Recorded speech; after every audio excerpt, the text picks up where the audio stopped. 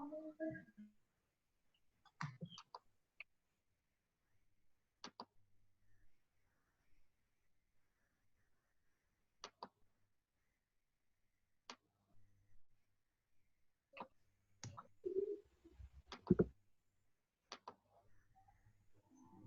kita lanjutkan dengan slide.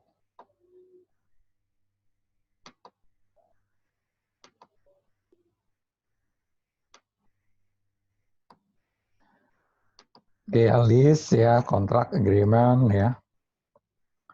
Ini jenis-jenis assets yang biasa di-listkan ya. Kok ini kayaknya saya belum pernah dengar nih, jarang ya. Construction oke, transportation oke.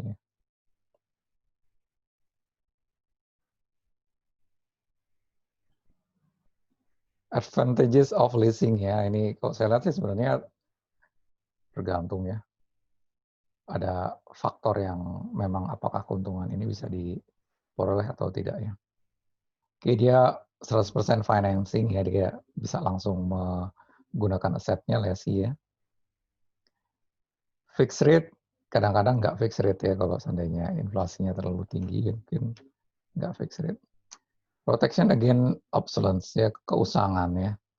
Iya, kalau asetnya usang. Kalau asetnya ternyata tidak usang, berarti yang untung leser ya, lesinya nggak untung. Kalau usang, iya, lesinya untung, lesernya rugi. Tapi kalau nggak usang, yang untung leser, lesinya nggak untung. Flexibility ya, kadang-kadang bisa termination. Jangka waktunya bisa dipilih ya, mau berapa lama termination. Tapi kalau termination, early termination ya, penghentian di tengah jalan biasanya penaltinya besar. Less costly financing, nggak juga ya. Kenapa? Karena pasti bagi leaser leasing itu menguntungkan. Kalau nggak menguntungkan, nggak mungkin ya si leasernya itu akan mengikat perjanjian leasing. Jadi kalau menurut saya ini ya bisa saja ya, tergantung sudut pandangnya ya, untung atau tidak ya. Kemudian rasanya kalau perjanjian ya pasti dua belah pihak baik leaser maupun lesi pasti merasa ada keuntungan dan ada kerugian ya, nggak mungkin selalu untung. Siapa pelaku leasing ya? Pelaku leasing dia bisa berupa bank, ya. Bisa vendor atau produsen, bisa juga independen ya. Jadi bukan bank, bukan vendor atau produsen. Ya. Nah, ini market share-nya 50%, market share-nya 14%, market share-nya 31% ya. Kalau ini pasti ini ya, finance lease ya. Karena pihak bank nggak mungkin menguasai aset karena bukan bisnis utamanya menguasai aset. Pasti jadi setelah selesai perjanjian pasti jadi miliknya si lesi ya. Kalau di sini bisa finance, bisa ini ya, bisa operating ya, menyewakan. Sewa biasa, bisa juga pembiayaan. Ya. Independen, saya nggak tahu independen ya. Kalau kasus di Indonesia kan independen ini yang finance itu dia, ya mungkin dia sih aslinya dia finance ya, aslinya finance, tapi karena banyak yang tidak menunggak, banyak yang menunggak, jadi di akhirnya harus menjual ya barang yang nggak laku, bukan nggak laku, yang nggak dibayar itu ya. Kasusnya cukup banyak di Indonesia ini.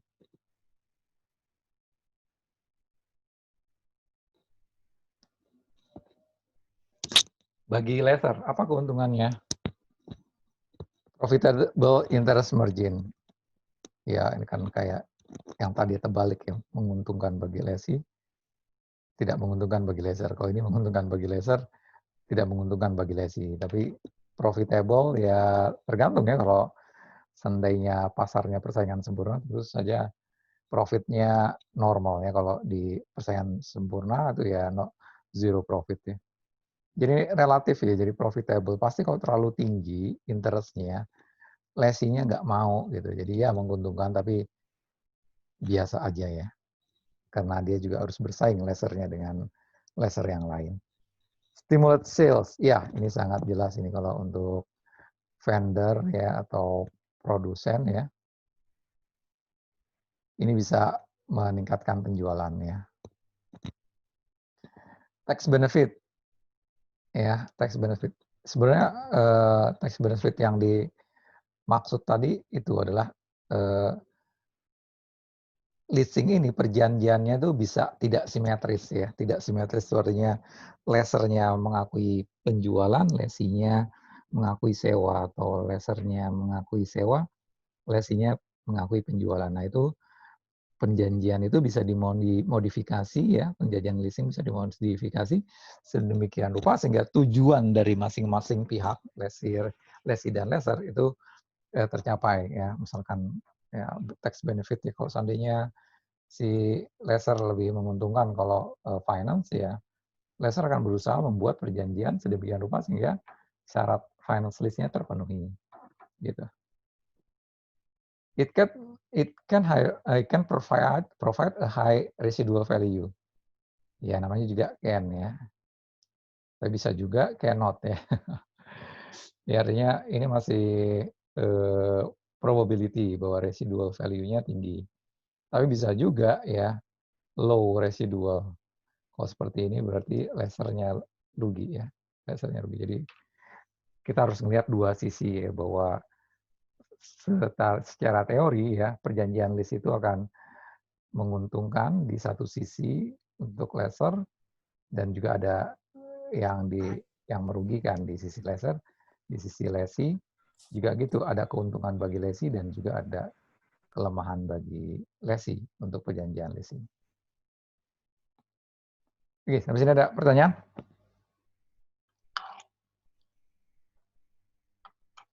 Lanjut. Bertanya Pak. Ya. Yang persen-persenan 55% itu apa sih Pak? 14% ya, 1%. Market share. Market share. Jadi kalau kita lihat di sini, leasingnya itu lebih banyak dilakukan oleh pihak bank. Yang membuat transaksi leasing itu lebih banyak pihak bank.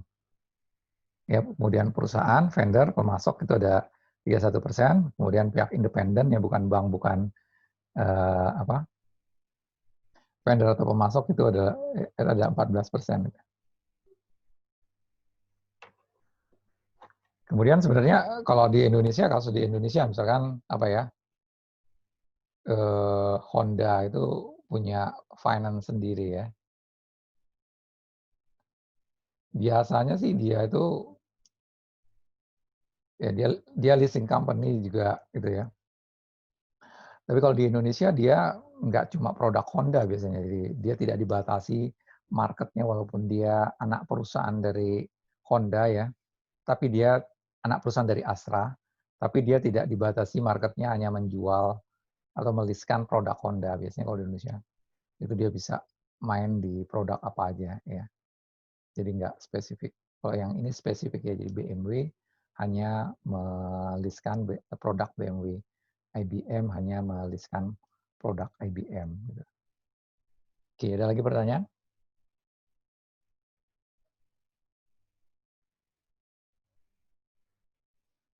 Oke, sekarang bagaimana mengkapitalisasi leasing ya? Ini ada alternatif ya, beberapa alternatif ya. Leasing tidak dikapitalisasi sama sekali. Ini satu alternatif. Kapitalisasi ya sama dengan pelakuannya dengan installment purchases, penjualan cicilan, pembelian cicilan, membeli dengan mencicil. Ya. Kalau kalian bayangkan penjualan cicilan ini, kalian akan bayangkan materi yang sebelumnya itu yang long term construction. Jadi ada model cost recovery, ada percentage of completion. Ya, kalau seandainya resiko tidak terbayarnya tinggi, ya, maka pakai cost recovery. Kalau resiko tidak terbayarnya cicilan tadi rendah, pakai percentage of completion gitu ya. Jadi tergantung resiko. Nah, itu alternatif lainnya. Kemudian capitalize all long term lease, ya, jadi ya lease yang jangka panjang di kapitalisasi, jangka pendek artinya tidak ya. Tidak dikapitalisasi artinya jadi expand.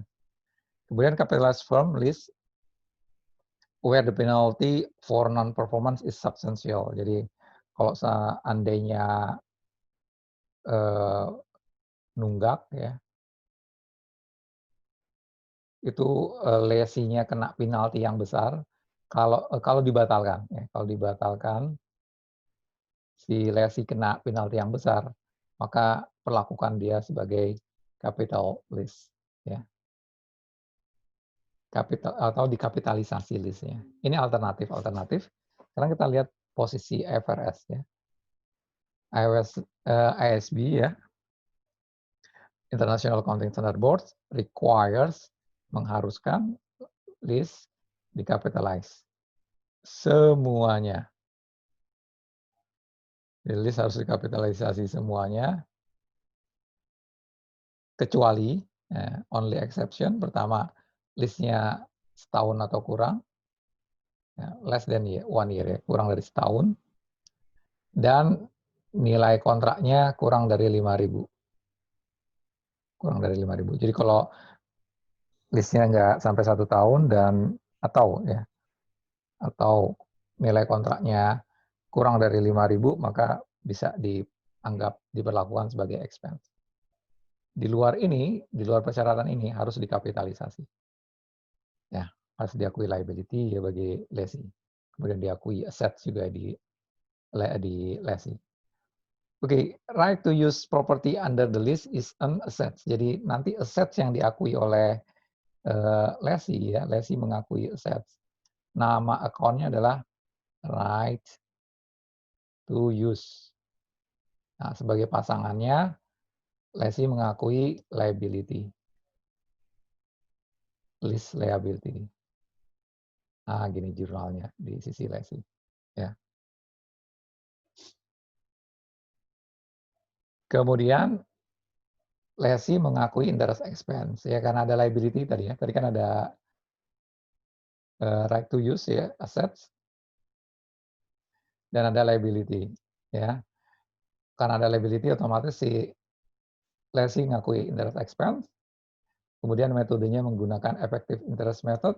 Ini mirip dengan obligasi, jadi membuat tabel juga, buat tabel ya, amortisasi ya, liabilities-nya. Kemudian karena diakui assets, maka lesi juga mengakui depreciation.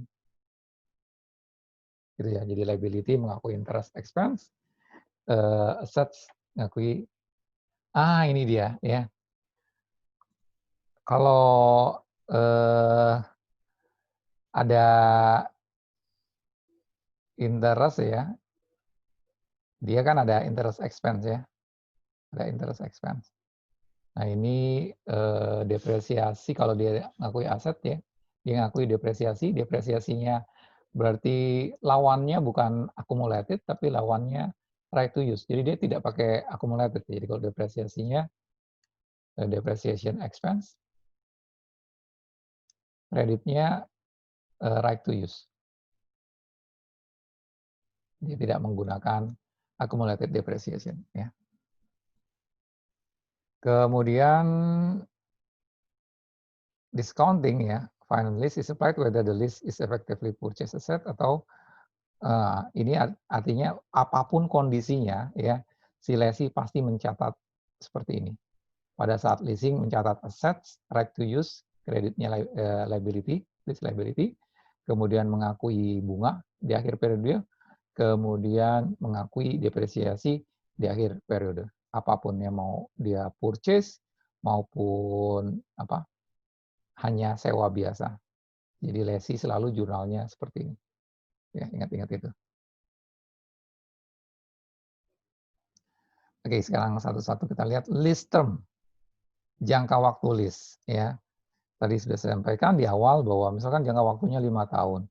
Tapi kalau ada bargain renewal ya, ada penawaran perpanjangan dan bargain renewal-nya itu probable diambil, dipergunakan oleh lessee ya. Jadi lease term-nya misalnya 2 tahun, maka lease term-nya bukan lagi 5 tahun tapi 7 tahun. Gitu.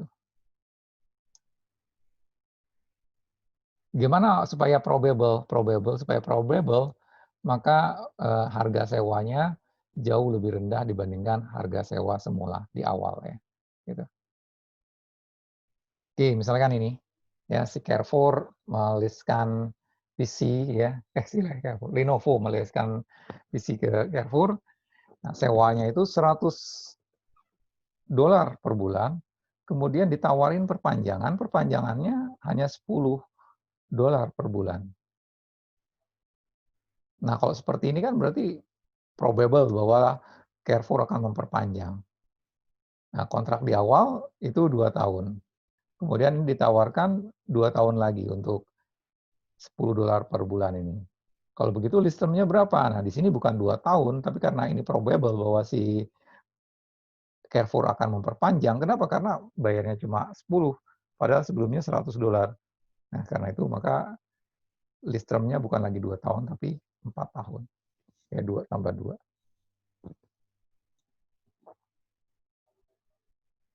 Lease payment.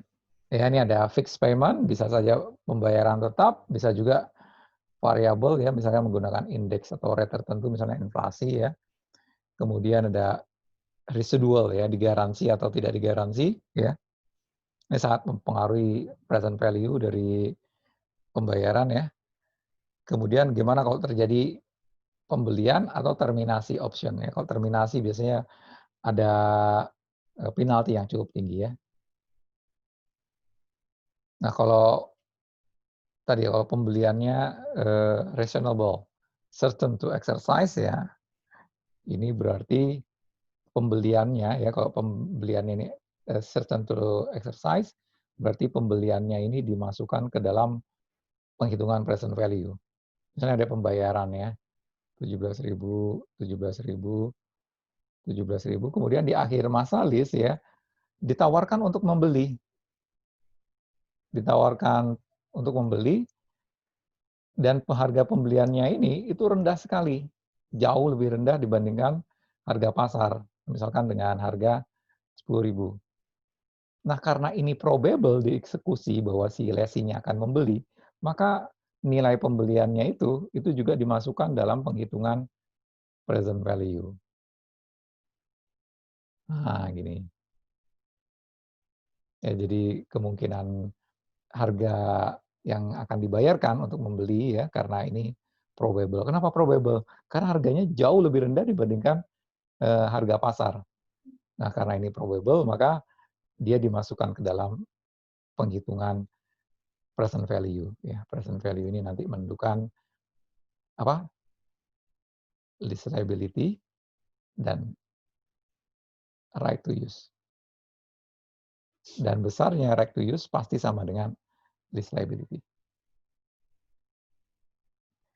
Discount rate. Nah, bagi lessee dia mungkin tidak tahu ya berapa rate yang dipergunakan oleh lessor.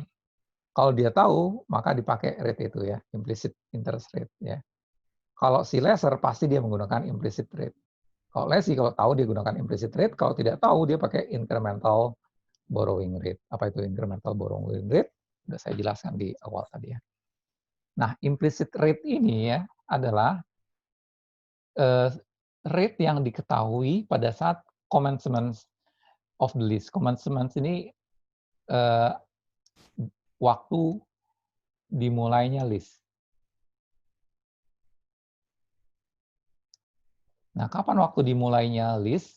Waktu dimulainya lease adalah waktu di mana si lessee bisa memanfaatkan assets-nya. Ya, jadi biasanya leasing itu dimulai penghitungan waktunya itu dimulai sejak lessee bisa memanfaatkan aset yang di-list-kan. Nah, gitu ya. Itu commencement. Ya. Nanti ada commencement date, ya, artinya tanggal commencement-nya. Oke, ini contoh lanjutan dari yang tadi ya, yang menyewakan komputer ya, si Lenovo bukan ya ini. Bukan, ini beda ya dengan Lenovo tadi. Oke, misalkan ini ya, CNH Capital, NLD itu biasanya Netherlands ya. Ini Belanda ya. Ivanhoe Kanada. Ini produknya apa tuh? Namanya Backhoe. Ya, perjanjiannya tanggal 1 Januari 2019. Ini persyaratan perjanjiannya ya. Perjanjiannya 5 tahun. Non-cancelable, tidak boleh dibatalkan. Rental payment-nya 20.711,11. Nah, untuk leasing biasanya dimulainya di awal ya. Jadi pada saat commencement, biasanya si lessee sudah diminta untuk membayar biaya leasing yang pertama. Jadi jenisnya annuity deed. Kalau di obligasi kan kebanyakan kita gunakan ordinary annuity ya. Kalau di sini annuity deed. Kemudian fair value dari asetnya adalah 100.000. Kemudian guaranteed residual value. Jadi nilai asetnya di akhir masa lease itu digaransi sebesar 5.000. Kalau kurang dari 5.000 si lessee harus membayar selisihnya. Ya, ini tujuannya apa? Tujuannya supaya si lessee merawat asetnya. Karena apa? Karena kalau tidak dirawat nanti lessee harus membayar guaranteed value. Nah, tapi si Ivanhoe, si lessee-nya itu memperkirakan bahwa nilai pasar dari residualnya itu greater than guaranteed amount 5.000. Nah, kalau seperti ini berarti sebenarnya nggak diperhitungkan ya residual guaranteed-nya ini. Kenapa? Karena diperkirakan harga pasar dari residualnya itu lebih tinggi daripada 5.000. Kalau lebih tinggi dari 5.000 kan berarti si lessee nggak harus membayar kepada lessor ya. Kemudian no renewal options ya. Backhoe refers to CNH ya, CNH Capital at termination of the lease ya. Jadi nggak ada renewal, kemudian dikembalikan. Kemudian incremental borrowing rate-nya adalah 5%. Incremental borrowing rate-nya 5%. Kemudian Ivanhoe dia menggunakan straight line untuk depresiasinya ya, menggunakan straight line. Ini untuk depresiasi apa? Nanti untuk mendepresiasikan right to use. Ini juga menggunakan straight line. Ya. Kemudian implicit rate-nya ya, rate yang dipergunakan oleh lessernya 4%. Ini diketahui sama si lessee ya. Dengan demikian ini nggak perlu. Kenapa? Karena sudah diketahui implicit rate-nya adalah 4%. Gitu. Oke, dari sini bagaimana menghitung list liability-nya? Ya, list liability. Kita tahu bahwa pembayarannya ini ya, kemudian persentasenya 4%, dan list term-nya berapa lama ini? List term-nya adalah 5 tahun. Ada bergain nggak? Nggak ada. Ya, nggak ada renewal option. Ya. Ada purchase nggak? Nggak ada purchase. Ya. Barangnya dikembalikan. Karena itu ngitung present value-nya berarti pakai data ini pembayaran tiap tahun, kemudian jangka waktu 5 tahun, dan suku bunga 6%. Nah, ini dia perhitungannya, ya, sederhana. Ingat-ingat bahwa yang ini adalah yang digunakan adalah annuity due, ya, bukan ordinary, ya, bukan ordinary annuity, ya. Bunganya pakai 4%, list term-nya 5 tahun.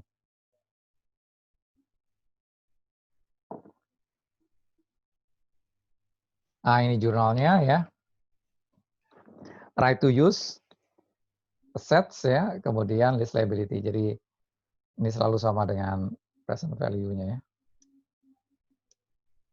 Kemudian tanggal 1 Januari sama dengan tanggal ini dibayar pertama kali. Ya, ini. 1 Januari. Sekarang jurnalnya yang diperlukan 31 Desember apa saja? Jurnal apa saja yang diperlukan 31 Desember? Accrued interest. Interest jurnalnya gimana? Interest expense pada list liability.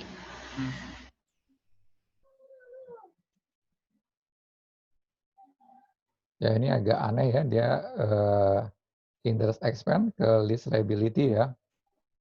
Walaupun menurut saya sih sebenarnya bisa juga dia ke interest liability.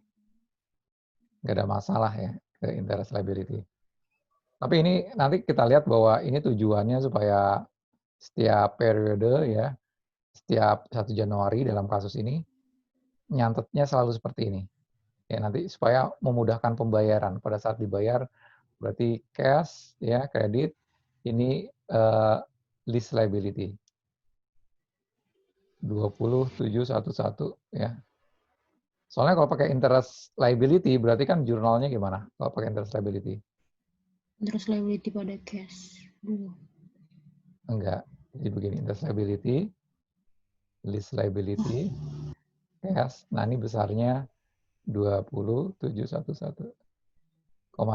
Nah, gini ya. Kalau dicatat di interest liability jadi kayak gini. Nah, itu di sini dipakai interest expense lease liability. Berarti kalau dibayar pakainya yang ini.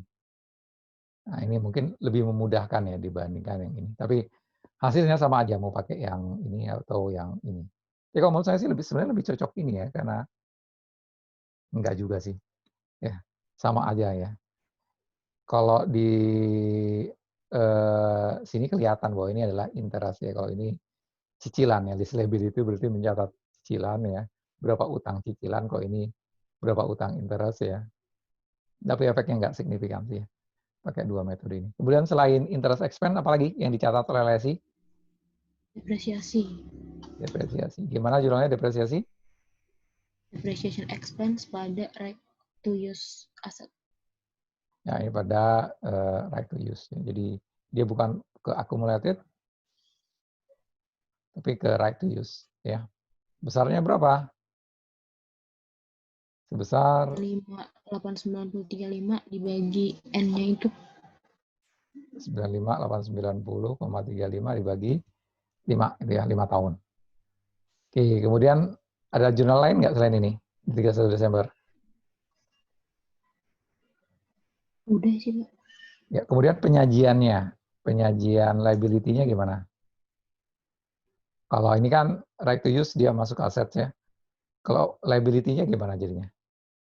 Ada yang current, ada yang non current liability. Ya, list liability dibagi 2, yang dibayar tahun depan itu masuk ke current, ya selebihnya masuk ke non current.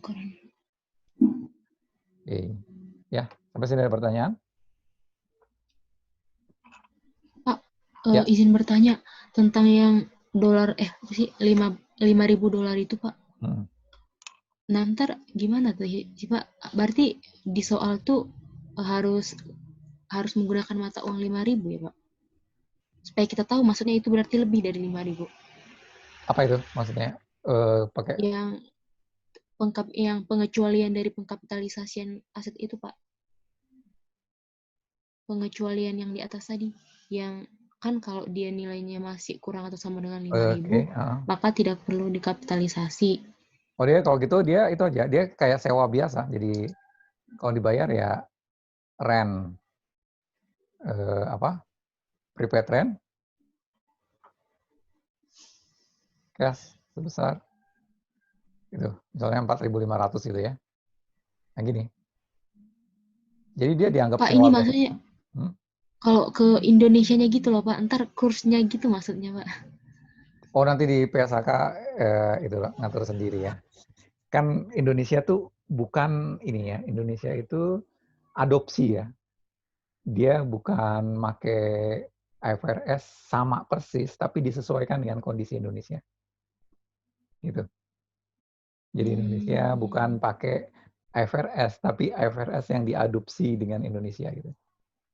Patokannya IFRS ya, tapi kemudian untuk hal-hal tertentu disesuaikan dengan kondisi Indonesia. Tentu saja jadi berubah, nggak gunakan 5.000 gitu ya. Karena kan nilai tukar Indonesia kan juga naik turun gitu ya, disesuaikan. Gitu ya. Jadi diingat-ingat Indonesia bukan menggunakan IFRS yang sama dengan IFRS ya, tapi mengadopsi, artinya sebagian bagian besar sama, tapi ada bagian-bagian tertentu yang disesuaikan dengan kondisi Indonesia. Oke, ada lagi pertanyaan? Sekarang kita lihat yang ini ya. Ini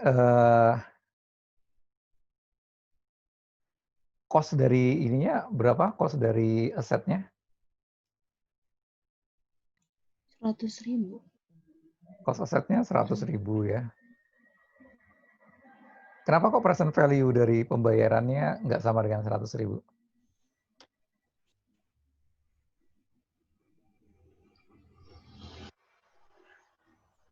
Karena masih ada residual yang belum diperhitungkan. Betul sekali, ya masih ada residual. Jadi kalau kita ini kan ya, 100.000 dikurang 95.890,35.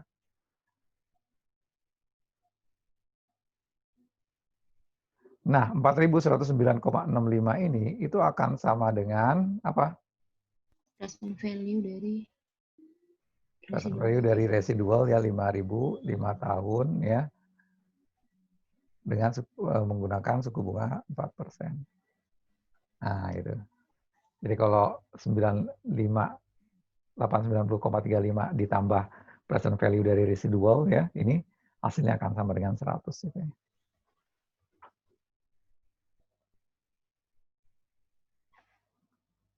Ini schedule-nya ya. Schedule-nya mirip sekali dengan obligasi ya. Di akhir ini jadi 0. Nah, ini dia di awal udah dibayar 1 Januari pada saat perjanjian, sehingga yang sini bunganya 0 karena baru di awal belum ada pinjaman yang memberi manfaat, jadi interest-nya 0. Sehingga pembayaran ini seluruhnya adalah untuk cicilan pokok ya.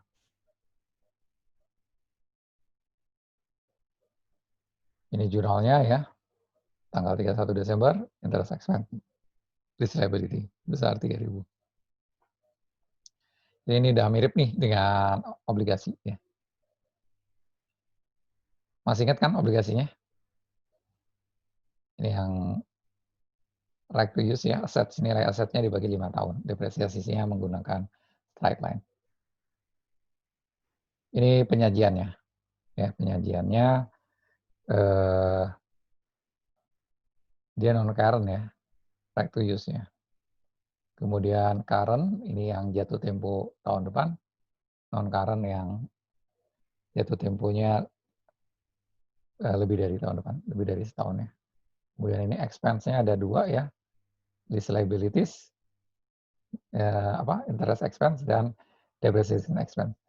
Nah, kalau di sewa, inilah kurang lebih besarnya biaya sewa ya.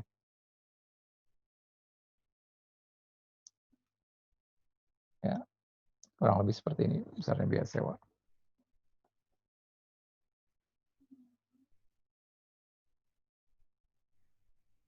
Ini pembayaran ya di second payment ya,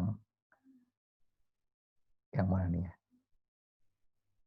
Ini ya. Ini apa yang bawah? Yang ini ya. Yang 1 Januari 2020 ini ya. Dibayarnya 20.711. Jadi ini supaya memudahkan nih pembayarannya selalu 20.711. Makanya pada saat mencatat interest expense itu ke lease liability. Ya, supaya pada saat membayar lease itu jurnalnya selalu seperti ini dan nilainya juga selalu 20711,11 gitu.